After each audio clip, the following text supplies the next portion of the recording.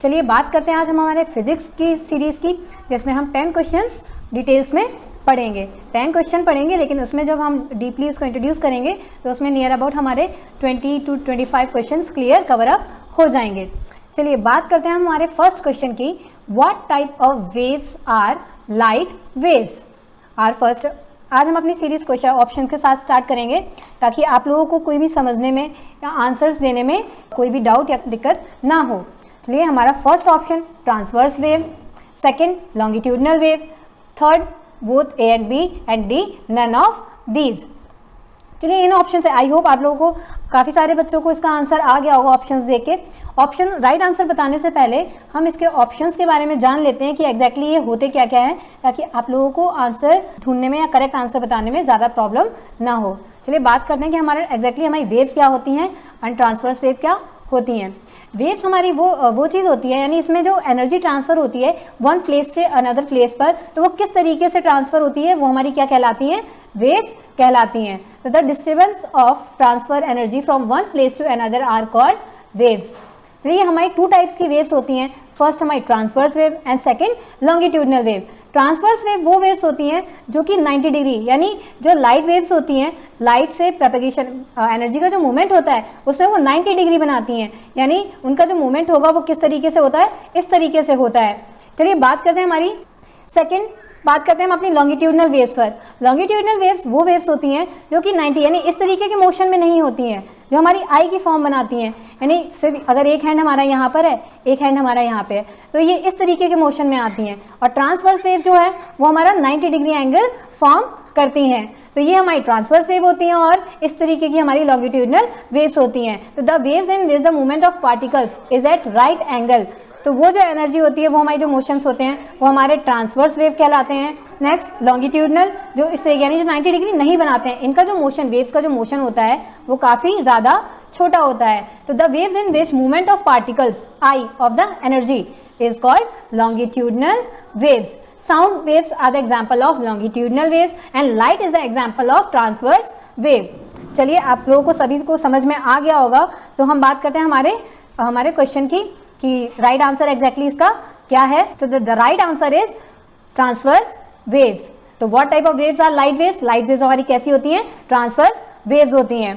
चलिए transverse waves क्यों होती हैं? तो ये जो लाइट वेव्स होती हैं, लाइट वेव्स हमारी ट्रांसवर्स क्यों होती हैं? क्योंकि इसमें जो पार्टिकल्स होते हैं वो हमारे किस तरीके से वाइब्रेट करते हैं? परपेंडिकुलर डायरेक्शन में वाइब्रेट करते हैं, इसीलिए इसका आंसर कौन सा करेक्ट है? Answer 1 transverse waves. The right answer is option number A.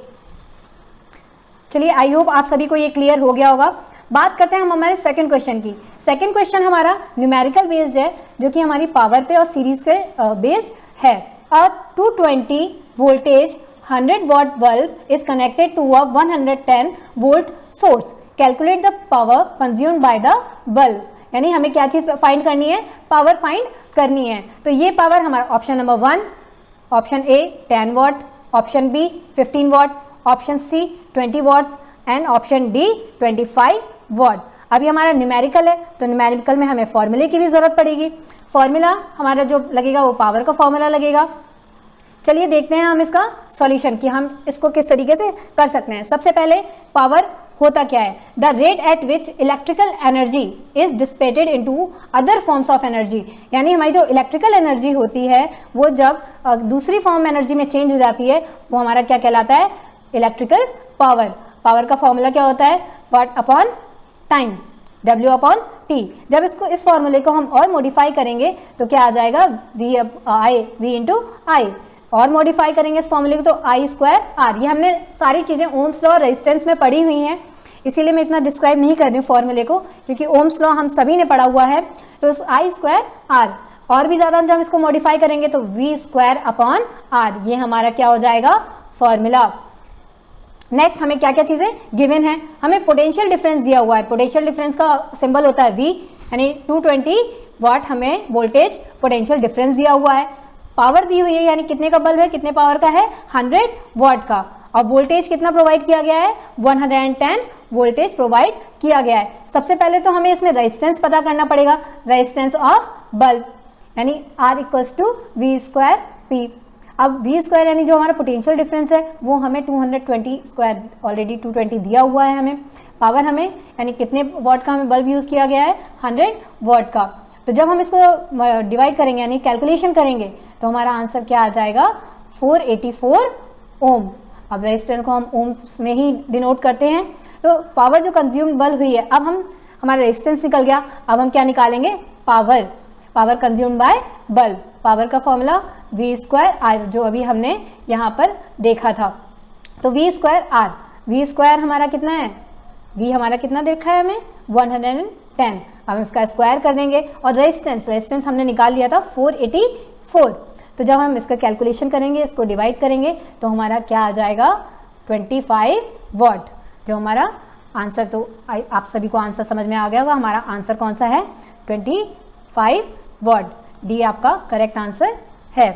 चलिए आपको सेकंड क्वेश्चन का आंसर निकल गया होगा आप सभी लोगों का, डी ऑप्शन 25 वॉट। चलिए हम चलते हैं हमारे थर्ड क्वेश्चन पर। The instrument dash is use for detecting electric current, यानी वो कौन सा इंस्ट्रूमेंट है जो कि आपका इलेक्ट्रिक करंट डिटेक्ट करता है। Option A galvanometer, option B tube tester, option C altimeter and option D fathometer. सही आंसर जानने से पहले चलिए हम बात कर लेते हैं हमारे ये चारों ऑप्शंस के बारे में कि हमारे चारों ऑप्शंस क्या हैं। सबसे पहले बात करते हैं हमारे गैल्वेनोमीटर की। गैल्वेनोमीटर हमारा होता है is use for detecting current in electric circuit. ये हमारा क्या करता है, ये डिटेक्ट करता है करंट को इलेक्ट्रिक सर्किट में। नेक्स्ट हमारा था एल्टीमीटर। एल्टीमीटर जो है वो हमारा एल्टीट्यूड यानी किसी भी ऑब्जेक्ट की हाइट को मेजर करता है। नेक्स्ट ऑप्शन था ट्यूब टेस्टर। ट्यूब टेस्टर क्या करता है, tube tester use to test characteristic of vacuum tube. Vacuum tube की जो कैरेक्टरिस्टिक्स होती हैं उनको टेस्ट करता है। नेक्स्ट हमारा last option fathometer. Fathometer water की डेप्थ यानी वाटर की गहराई को मेजर करता है। आई होप आपको सही आंसर समझ में आ गया होगा, क्लियर हो गया होगा जब हमने ऑप्शंस क्लियर किए। तो the right answer is galvanometer. Galvanometer, चलिए अब जान लेते हैं कि एग्जैक्टली हमारा ये गैल्वेनोमीटर होता क्या है। गैल्वेनोमीटर हमारा एक डिवाइस होता है जो कि डिटेक्ट करता है presence of small current end voltage measuring there magnitude. Galvanometer हमारा मेनली ब्रिजेस या पोटेंशियोमीटर वगैरह में यूज होता है, जिसका डिटेक्शन जीरो करंट से शुरू होता है। पोटेंशियोमीटर हमारा बेस्ड होता है कि प्रीमाइज्ड करंट सस्टेन किसी भी कॉइल में यानी मैग्नेटिक फील्ड जो साइड में जो ऑब्टेन हो जाती है, जिसमें टॉर्क लगता है हमारा पोटेंशियोमीटर, उसमें यूज होता है। अब जो सबसे बड़ी एक मिस्टेक पॉइंट जिसमें कंफ्यूज होते हैं बच्चे, वो होता है आपका अमीटर एंड गैल्वेनोमीटर में कंफ्यूजन रहती है। तो अमीटर जो होता है वो क्या करता है, सिर्फ मैग्नीट्यूड शो करता है। Ammeter show only the magnitude of current and galvanometer both direction और मैग्नीट्यूड दोनों का करंट का शो करता है। चलिए हमारा जो आंसर था हमारा galvanometer, A is a right answer. अब ए हमारा राइट आंसर यानी गैल्वेनोमीटर हमारा एक इंस्ट्रूमेंट होता है जो कि इलेक्ट्रिक करंट को डिटेक्ट करता है किसी भी सर्किट में। तो option 1 is a right answer, galvanometer. अब the instrument galvanometer is use for detecting electric current. चलिए आप सभी को समझ में आ गया होगा, आई होप ये वाला क्वेश्चन आप सभी को क्लियर हो गया होगा। बढ़ते हैं हमारे नेक्स्ट क्वेश्चन, क्वेश्चन नंबर 4 पर। An ammeter is connected in dash with the circuit. ये जो अमीटर होता है हमने लास्ट क्वेश्चन में पढ़ा था कि अमीटर क्या होता है। तो अमीटर हमारा किसी भी सर्किट में किस तरीके से कनेक्ट किया जाता है। Option A parallel, option B series, option C both parallel and series, option D none of above. अब ये पैरेलल और सीरीज ये होते क्या हैं, चलिए बात कर लेते हैं हम हमारे ऑप्शंस में एग्जैक्टली सबसे पहले कि अमीटर होता क्या है। It is a device to measure current in circuit. ये हमने लास्ट क्वेश्चन में भी हमने इस चीज़ को पढ़ा था। तो ये जो हमारी जो सीरीज़ होती है, ये हमारी सर्किट जो होता है उसमें किस में कनेक्ट होता है, सीरीज़ में कनेक्ट होता है। ये बिकॉज करंट जो होता है वो सब में आगे जो हमारा डिवाइस कनेक्ट होता है उसमें करंट सेम वे में पहुँचे, इसीलिए इसे हम किस में करते हैं, सीरीज़ में कनेक्ट करते हैं। अमीटर हैज़ लो रेजिस्टेंस, क्योंकि इसकी रीडिंग वगैरह जो होती है वो चेंज हो जाती है जब उसे एक्स्ट्रा रेजिस्टेंस ऐड होता है। तो उसके बाद साथ में जो हमने दो चीज़ें क्लियर की थी, हमने हमेशा पहले ही बोला था कि अमीटर और वोल्ट मीटर, जनरली इन दो चीज़ों में लोग काफ़ी कंफ्यूज होते हैं। तो अमीटर आप लोग समझ गए होंगे। अमीटर को हम किसी सर्किट में सीरीज़ में कनेक्ट करते हैं, इसमें हमारा जो रेजिस्टेंस होता है वो काफ़ी लो होता है। इसी तरीके से जस्ट इसका अपोजिट कौन वर्क करता है, वोल्ट मीटर। वोल्ट मीटर हमारा मेजर क्या करता है, पोटेंशियल डिफरेंस मेजर करता है। इलेक्ट्रिक सर्किट के किन्हीं भी दो पॉइंट्स के बीच में पोटेंशियल डिफरेंस कितना है वो कौन मेजर करता है, वोल्ट मीटर। वोल्ट मीटर जो होता है वो हमारा किस में कनेक्ट रहता है, वो पैरेलल में कनेक्ट रहता है। इसमें जो रेजिस्टेंस होता है वो काफ़ी ज़्यादा हाई होता है, क्योंकि ये चेंज नहीं होता है बार बार। इफ लो रेजिस्टेंस पाथ, यानी अगर कभी हमें लो रेजिस्टेंस की जरूरत पड़े तो वोल्ट मीटर क्या होता है, हमेशा हाई रेजिस्टेंस में ही करंट फ्लो करवाता है। और अमीटर में हमारा लो रेजिस्टेंस होता है, क्योंकि इसमें जो रीडिंग होती है वो बार बार चेंज होती रहती है। तो आप लोग को इसका आंसर समझ में आ गया होगा, क्लियर हो गया होगा कि हमारा जो अमीटर है वो किसी भी सर्किट में किस तरीके से कनेक्ट किया जाता है, सीरीज में। तो आंसर आपका क्या हो जाएगा, answer B, series.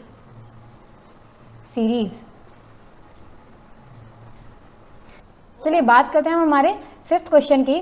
What is the SI unit of electrical conductance, यानी इलेक्ट्रिकल कंडक्टेंस की एसआई यूनिट क्या होती है। Option A ohm, option B siemens, option C ohm metre, option D ampere. चलिए इसका आंसर जानने से पहले हम इसके ऑप्शंस की सारी इन्फॉर्मेशन ले लेते हैं कि एग्जैक्टली ये सारे ऑप्शंस हमारे होते क्या हैं या क्या डिनोट करते हैं। हमें उससे आंसर ढूंढने में काफ़ी ईजी होगा। चलिए बात कर लेते हैं हमारे इसकी अपनी एक्स्ट्रा इन्फॉर्मेशन की। चलिए बात कर लेते हैं हम हमारे ऑप्शंस की। सबसे पहले हम सीमेंस की बात करते हैं। सीमेंस हमारा क्या होता है, इलेक्ट्रिकल कंडक्टेंस। हमसे क्वेश्चन पूछा गया इलेक्ट्रिकल कंडक्टेंस की एसआई यूनिट।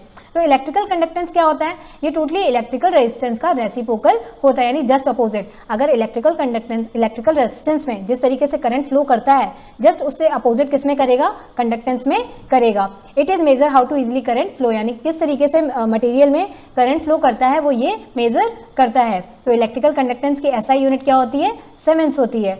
इलेक्ट्रिकल कंडक्टेंस का फॉर्मूला, और इसे हम के से डिनोट करते हैं, किससे, के से डिनोट करते हैं, और इसका फॉर्मूला क्या होता है, 1 रेसिप्रोकल ऑफ इलेक्ट्रिकल रेजिस्टेंस। अब बात कर लेते हैं कि इलेक्ट्रिकल रेजिस्टेंस क्या होता है। इलेक्ट्रिकल रेजिस्टेंस होता है जो हमारे जस्ट अपोजिट इलेक्ट्रिकल कंडक्टेंस के फ्लो करंट करता है किसी भी मटेरियल में। इलेक्ट्रिकल कंडक्टेंस रेजिस्टेंस की हमारी क्या एसआई यूनिट होती है, ओम। इलेक्ट्रिकल कंडक्टेंस की 7, इलेक्ट्रिकल रेजिस्टेंस की ओम होती है।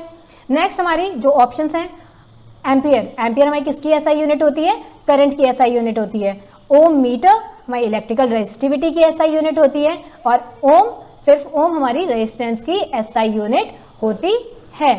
चलिए आई होप आप सभी को आंसर क्लियर हो गया होगा। हमारा जो करेक्ट आंसर है वो है हमारा सीमेंस, यानी the SI unit of electrical conductance is siemens. चलिए अब हमारे इसमें जनरली आंसर हमें पता चल गया है कि इसका सीमेंस हमारा एसआई यूनिट होता है इलेक्ट्रिकल कंडक्टेंस का। अब जनरली इसमें लोग गलती, मिस्टेक्स क्या करते हैं ये वो देख लेते हैं। ये मिस्टेक पॉइंट, जनरली हमारे मिस्टेक पॉइंट्स लोग क्या करते हैं, जो एसआई यूनिट ऑफ कंडक्टेंस होती है वो हमारी ओम पर ओम होती है सिर्फ, जिसे हम क्या बोलते हैं, ओम पर मीटर। अब सीमेंस, जिसे हम ओम पर मीटर को हम क्या बोलते हैं, सीमेंस बोलते हैं। और ओम जो कि हमने पहले पढ़ा, ओम हमारी किसकी होती है, रेजिस्टेंस की एसआई यूनिट होती है। तो ओम और ओम पर मीटर ये दोनों काफी डिफरेंस हैं। ओम हमारा रेजिस्टेंस का होता है और ओम पर मीटर सीमेंस, यानी इलेक्ट्रिकल कंडक्टेंस की एसआई यूनिट होती है। जनरली यही हमारे मिस्टेक्स पॉइंट्स होते हैं। आई होप अब आप आगे से ऐसी मिस्टेक्स नहीं करेंगे। तो हमारा आंसर हमें पता चल गया, इलेक्ट्रिकल कंडक्टेंस का सीमेंस होता है। बढ़ते हैं हमारे नेक्स्ट क्वेश्चन पर, क्वेश्चन नंबर 6।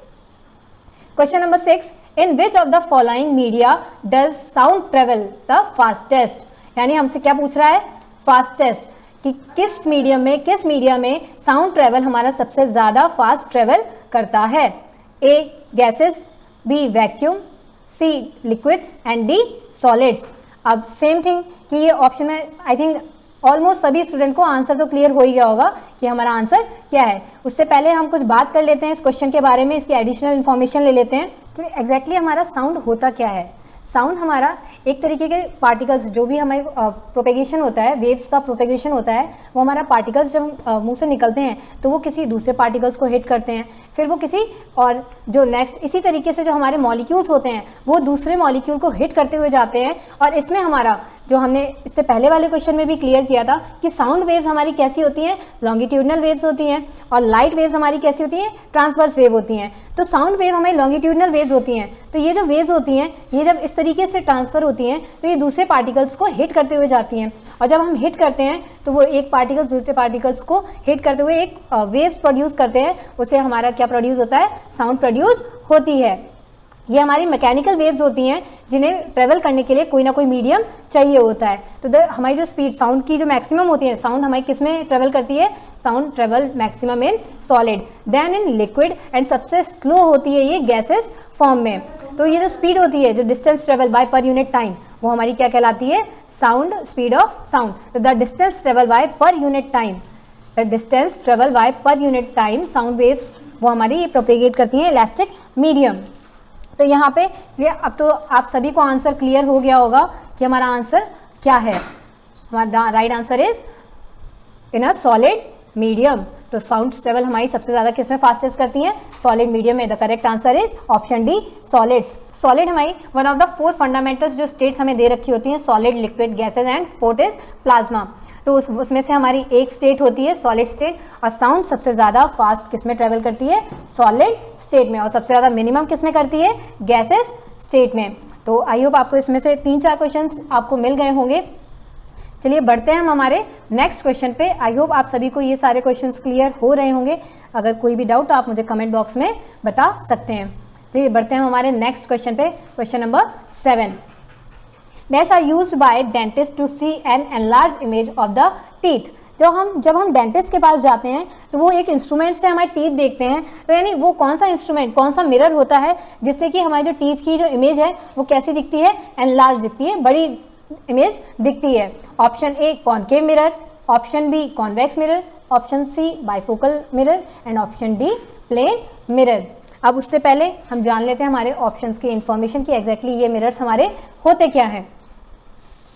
हमारा फर्स्ट मिरर की बात कर लेते हैं, कॉनकेव मिरर। कॉनकेव मिरर हमारे स्फेरिकल मिरर्स होते हैं, यानी एक प्लेन मिरर की तरह ही वर्क करते हैं, जिसमें लाइट हमारी कैसी रिफ्लेक्ट हो जाती है कर्व इनवर्ड, यानी अंदर की तरफ। कॉनकेव मिरर किस तरीके से होते हैं, इस तरीके के होते हैं, ये वाले हमारे कॉनकेव मिरर। तो यहाँ पे क्या है, जो लाइट होती है वो इस तरीके से रिफ्लेक्ट हो जाती है। A concave mirror form a virtual and real image. किस तरीके की इमेज बनाते हैं, ये वर्चुअल होती है और रियल इमेज। अब ये ऑब्जेक्ट की पोजीशन पे डिपेंड करता है कि इमेज हमारी कहाँ बनेगी, किस तरीके से बनेगी, ये किस पे डिपेंड करता है, ऑब्जेक्ट की पोजीशन पे। लेकिन कॉनकेव मिरर किस तरीके से बनाते हैं, वर्चुअल एंड रियल इमेज बनाते हैं।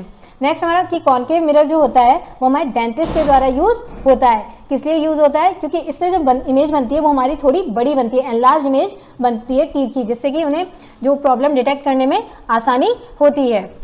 अदर इंपॉर्टेंट यूजेस हमारे कॉनकेव मिरर के और क्या क्या यूजेस हैं, ये हमारा टॉर्च में यूज होता है। नेक्स्ट हमारा सोलर कुकर में ये यूज होता है। सर्च लाइट्स यानी व्हीकल्स की जो हेडलाइट्स वगैरह होती हैं जिसमें पावरफुल बीम ऑफ लाइट निकलती है, तो ये हमारी व्हीकल्स की हेडलाइट। अक्सर जनरली ये क्वेश्चंस काफ़ी पूछा जाता है कि व्हीकल्स की हेडलाइट्स में कौन सा मिरर यूज होता है, तो कौन सा मिरर यूज होता है, concave mirror. Next, large concave mirrors are use to concentrate sunlight to produce heat, यानी सोलर फर्नेस वगैरह जो होते हैं, जो लार्ज इंस्ट्रूमेंट्स होते हैं, उनमें भी हम क्या यूज़ करते हैं, कॉनकेव मिरर, जिससे कि काफ़ी ज़्यादा मात्रा में सनलाइट हीट प्रोड्यूस करती है। नेक्स्ट हमारा जो सेकंड ऑप्शन था कॉन्वेक्स मिरर। कॉन्वेक्स मिरर भी हमारा एक तरीके का स्फेरिकल मिरर ही होता है। ये क्या करता है, रिफ्लेक्ट सरफेस कर्व आउटवर्ड, यानी ये किस तरीके का होता है, इस तरीके से आउटवर्ड की तरफ ये निकला हुआ होता है। ये हमारा कैसा हो गया, कॉन्वेक्स मिरर। चलिए हम बात करते हैं हमारे नेक्स्ट कॉन्वेक्स मिरर के यूजेस की बात कर लेते हैं। ये हमारा किस में यूज़ होता है, रेयर व्यू मिरर्स में, व्हीकल्स में। ये भी जनरली काफ़ी बार क्वेश्चन पूछा गया है और कई सारे एग्जाम्स में पूछा गया है कि रेयर व्यू मिरर्स में कौन सा मिरर यूज़ किया जाता है, कौन सा स्फेरिकल मिरर यूज़ किया जाता है, कॉन्वेक्स या कॉनकेव। तो इसका राइट आंसर क्या हो जाएगा, कॉनकेव मिरर हम किस में यूज़ करते हैं, रेयर व्यू मिरर्स में, व्हीकल्स के रेयर व्यू मिरर्स में हम कॉन्वेक्स मिरर यूज़ करते हैं। नेक्स्ट हमारा सिक्योरिटी पर्पज़, जो रोड साइड्स में मिरर्स लगे होते हैं कि जो टर्न्स वगैरह होते हैं उनमें वहाँ पे यूज़ होते हैं कि दूसरी साइड से जो व्हीकल आ रहा है वो इजीली इस साइड वाले को दिखाई दे जाए। तो सिक्योरिटी पर्पज़ के लिए भी हम कौन सा मिरर यूज़ करते हैं, कॉन्वेक्स मिरर यूज़ करते हैं। प्लेन मिरर्स जो होते हैं वो हमारे पेरिस्कोप्स और कैलिडोस्कोप्स में यूज़ होता है, और जनरली हमारे घरों वगैरह में भी यूज़ होता है, वो भी कैसा मिरर होता है, प्लेन मिरर होता है। चलिए आप सभी को अब आंसर क्लियर हो गया होगा कि हमारा राइट आंसर क्या है। हम जनरली डेंटिस्ट वगैरह जो होते हैं वो लार्ज इमेज देखने के लिए टीथ की कौन सा मिरर यूज़ करते हैं, कॉनकेव मिरर यूज़ करते हैं। तो right answer is option number A, concave mirror. I hope आप सभी को कॉन्वेक्स और कॉनकेव के जो भी बेसिक पॉइंट्स हैं वो क्लियर हो गए होंगे। चलिए बढ़ते हैं हम हमारे नेक्स्ट क्वेश्चन पर। Question number 8, how much work is done in moving charge of 5C across two point having a potential difference of 16 volt. यानी कितना वर्क डन होगा अगर एक मूविंग चार्ज हमारा 5C है, अक्रॉस 2 पॉइंट्स को कवर करने के लिए पोटेंशियल डिफरेंस हमारा 16 वोल्टेज लग रहा है। Option A 65 joule, option B 45 joule, option C 40 joule, या ऑप्शन डी हमारा 80 जूल। चलिए हम बात करते हैं हमारे कि इसमें हमें न्यूमेरिकल करना है कि किस तरीके से ये हमारा सॉल्व होगा। उससे पहले बात कर लेते हैं हमारा पोटेंशियल डिफरेंस इसमें कहा गया है। तो पोटेंशियल डिफरेंस क्या होता है कि the amount of work done to move a unit charge from a reference point, यानी एक यूनिट चार्ज जो हमारा वर्क कर रहा है, कितने अमाउंट में वर्क कर रहा है जब उसमें एक यूनिट चार्ज हम पास करा रहे हैं एक पॉइंट से दूसरे पॉइंट तक इलेक्ट्रिक फील्ड तक, विदाउट प्रोड्यूसिंग एन एक्सेलरेशन, बिना एक्सेलरेशन प्रोड्यूस किए, वो हमारा क्या कहलाता है, इलेक्ट्रिक पोटेंशियल। अब इलेक्ट्रिक पोटेंशियल हमारा V से डिनोट होता है, electric potential denote with V। अब इलेक्ट्रिक पोटेंशियल का formula work done upon charge, यानी कितने टाइम में कितना चार्ज हमारा मूवमेंट हुआ है विदाउट प्रोड्यूसिंग एक्सेलरेशन। तो वर्क डन हमारा W से डिनोट होता है और चार्ज हमारा Q से डिनोट होता है। तो वर्क डन अपॉन चार्ज ये इसका फॉर्मूला है। अब electrostatic potential, electrostatic the amount of work done to move a charge particles from infinity to point of it electric field is known as potential energy. तो हमारे अब हम बात कर लेते हैं कि किस तरीके से हमें सॉल्व करना है। कैलकुलेशन हमें इलेक्ट्रिक चार्ज दिया हुआ है, इलेक्ट्रिक चार्ज हमारा 5 कूलम, सी हमारा क्या होता है कूलम, यानी चार्ज की ऐसा यूनिट क्या होती है कूलम होती है, तो हमें 5C coulomb. Potential difference 16 voltage दिया हुआ है, work done charge into potential difference. अब चार्ज हमें कितना दिया हुआ है 5 कूलम दिया हुआ है, पोटेंशियल डिफरेंस हमें 16 वोल्टेज दिया हुआ है, और वर्क डन हमारा क्या हो जाएगा चार्ज इनटू पोटेंशियल डिफरेंस। तो हमारा आंसर क्या आ जाएगा 80 जूल। 80 जूल हमारा क्या है आंसर आ जाएगा। तो हमारे क्वेश्चन का आंसर क्या हो जाएगा, कितना वर्क डन इसने किया है, तो उतना हमारा 80 joule is the right answer. तो ऑप्शन डी हमारा करेक्ट आंसर हो जाएगा। आई होप आपको ये न्यूमेरिकल समझ में आ गया होगा कि work done is equal to potential difference into charge. चलिए बढ़ते हैं हम हमारे नेक्स्ट क्वेश्चन पे, क्वेश्चन नंबर 9। क्वेश्चन नंबर 9 है, a current of 5 ampere is drawn by filament of electric bulb for 2 minute. यानी एक जो करंट पास किया गया है 5 एम्पियर करंट पास हुआ है फिलामेंट में इलेक्ट्रिक बल्ब के। अब इलेक्ट्रिक बल्ब का फिलामेंट आप सभी को पता है किस चीज़ का बना होता है, टंगस्टन का बना हुआ होता है, और 2 मिनट्स में टाइमिंग कितनी दे रखी है हमें 2 मिनट्स टाइमिंग दे रखी है। Find the amount of electric charge that flow through the circuit. तो हमें बताना है कि हमारा इलेक्ट्रिक चार्ज कितना अमाउंट में फ्लो किया है उस सर्किट में। 300 कूलम चार्ज का हमें पता है, ऐसा यूनिट क्या होता है कूलम होता है, तो 300 coulomb, option B 450 coulomb, option C 600 coulomb, option D 100 coulomb. तो हम अपना सॉल्यूशन देख लेते हैं कि किस तरीके से हम ये सॉल्व करेंगे। इलेक्ट्रिक चार्ज हम सभी को पता है कि एक प्रॉपर्टी होती है कि जिसका पार्टिकल्स होते हैं वो किस एक स्टैटिक फोर्स पर एक ऑब्जेक्ट पर वर्क करते हैं, वो हमारा क्या होता है इलेक्ट्रिक चार्ज। इलेक्ट्रिक चार्ज हमारी स्केलर क्वांटिटी होती है, यानी जिसमें सिर्फ मैग्नीट्यूड होता है, डायरेक्शन नहीं होती है। ऐसा unit of electric charge is coulomb. The total charge, यानी कंडक्टर में जो टोटल चार्ज वो हमारा किससे Q से डिनोट करते हैं। And when current flow through a conductor for some time, उसमें क्या कहा गया है कि कुछ टाइम के लिए हमें कंडक्टर में करंट फ्लो कराया गया है। तो I हमारा करंट हो जाएगा, T हमारा टाइम हो जाएगा। हमें क्या दे रखा है, हमें करंट दे रखा है 5 एम्पियर, टाइम हमारा दिया हुआ है 2 मिनट। अब मिनट को सबसे पहले हम किस में चेंज करेंगे, सेकंड्स में चेंज करेंगे, यानी 60 से मल्टीप्लाई हम कर देंगे 60 सेकेंड, तो हमारे 2 मिनट्स में कितने सेकेंड्स हो जाएंगे 120 सेकेंड्स। तो टोटल चार्ज हमारा क्या हो जाएगा Q equals to I into T. I हमें करंट हमें 5 एम्पियर इंटू टी यानी टाइम 120 सेकेंड। दो करेक्ट ऑप्शन हमारा आंसर क्या आ जाएगा 600 कूलम। तो इसका राइट आंसर क्या हो जाएगा 600 coulomb is a right answer. Option C हमारा 600 coulomb right answer. I hope आपको ये न्यूमेरिकल भी क्लियर हो गया होगा। चलिए आई होप आप सभी को ये क्वेश्चन नंबर 9 समझ में आ गया होगा। बढ़ते हैं हम क्वेश्चन नंबर 10 पर। क्वेश्चन नंबर 10 आपके लिए है। एक्चुअली हमारी 10 क्वेश्चन की जो सीरीज़ थी तो इसमें आज हमने एक ट्विस्ट डाला है कि क्वेश्चन नंबर 10 जो है उसमें क्वेश्चन नंबर 9 तक हमने मेहनत की है और क्वेश्चन नंबर 10 में थोड़ी आप मेहनत करें ताकि आपको और ज़्यादा अच्छे से समझ में आए। तो क्वेश्चन नंबर 10 आप खुद करेंगे और कमेंट बॉक्स में आंसर देंगे। What is measured in hertz, यानी हर्ट्स में हम क्या चीज़ मेजर करते हैं? Option A frequency, option B energy, option C हमारा heat, option D none of these. तो इसका आंसर आप हमें करेंगे कमेंट बॉक्स में। चलिए, तो आई होप आप सभी को क्वेश्चन समझ में आ गया होगा। ये थे हमारे आज के 10 क्वेश्चंस जो कि काफ़ी इंपॉर्टेंट, हर एग्जाम कॉम्पिटिटिव एग्जाम्स के लिए काफ़ी यूजफुल थे और आपके लिए भी ये काफ़ी यूजफुल होंगे।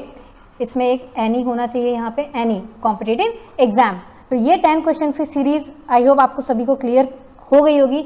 आपको अगर मेरी वीडियो पसंद आई हो तो please subscribe my channel, like my video and thank you very much for watching this.